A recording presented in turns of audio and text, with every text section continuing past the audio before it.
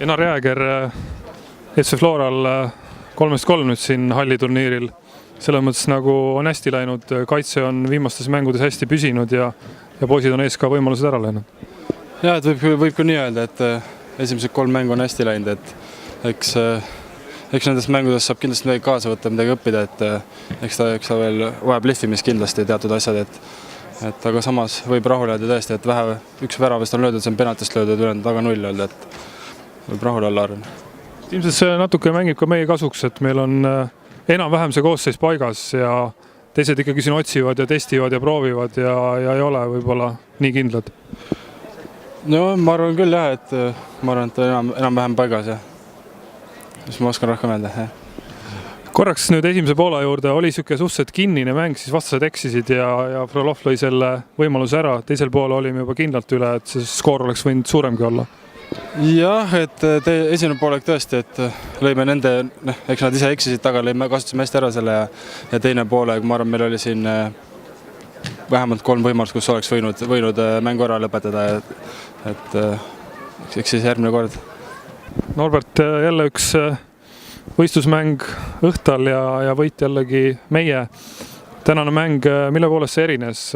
Infoneti ja Kalju mängudest? Levadia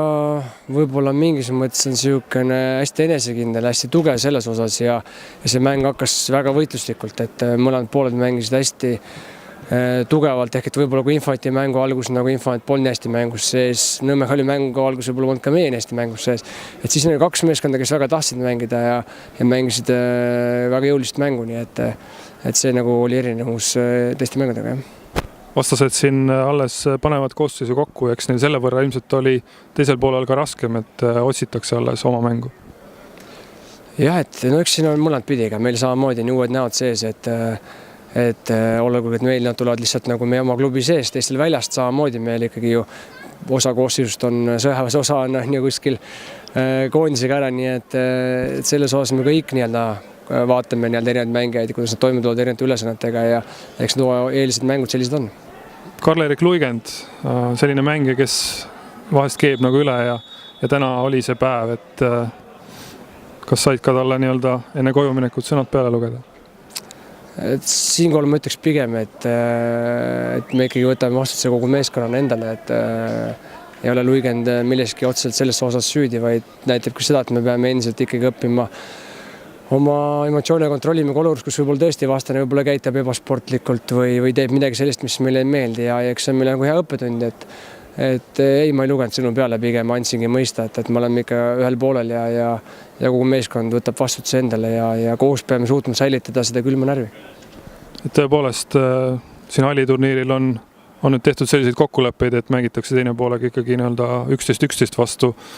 Kui on ikkagi täishooaeg või premium-liiga käib, siis sellist võimalust ei ole, ehk siis ei saa jätta meeskonda vähemusse. Jah, et vastus on õige, aga ma oleks olnud nii ja naapidi nõus, et kui ma olin valmis selleks, et me mängime teise poole 10-kesi, mis selle ka paha kontrolli mängus oli ka väga hea tegelikult, et me saime mängida 10 mehe vastu Infoneti mängus, et ka ikkagi tegelikult ju treeningmängudes saame õppida neid olukordi, mis mängus ette tulevad, nii et aga vastane tahtis, et me tuleks 11-kesi väljakul tagasi, nii et siis me olime ikkagi ka nõus vastu tulema. Sagari Tugiainen otsib alles oma mängu, täna nüüd sai ka väikese vigastuse, ilmselt natukene tuleb sellest ravida, aga Irakli Loogu oli ees, tippus päris huvitav. Jah, pidi üle võtma selle koha, et Sagaril Jaan on nagu võib-olla raske sisse sulada, aga ta on ka tihti mänginud nendel poolaegada, kus pole nagu see täiskoosseis väljakul ja tal on selle võrra nagu raskem, et täna ta tegelikult, ma usun, et ta oli tubli, et ta tõesti on siuke, kes ei karda kontakti ja nagu rabeleb meestest välja selle pallini ja Loogu teistpidi jah, et selles mõttes ta oli nagu ees tahtmist täis, Saka leidistada, et neil on siuke hea kontakt, aga eks ta natuke endale tuhka peab pähe raputama, et moment ära oli. Ja ma lõpetaks tänase intervjuu korraks tagasivaatega eilsesse. Kõigepealt 5,5 tundi meie noortesüsteemi treenerite koosolek ja seejärel enam kui 3 tundi kestnud õhtu FC Floraga. Sa olid mõlemal üritusel ka esineja. Millised muljed sul nendest üritustest? Suurepärane, et suur tänu nagu klubi kontori poolele ja sulle isiklikult,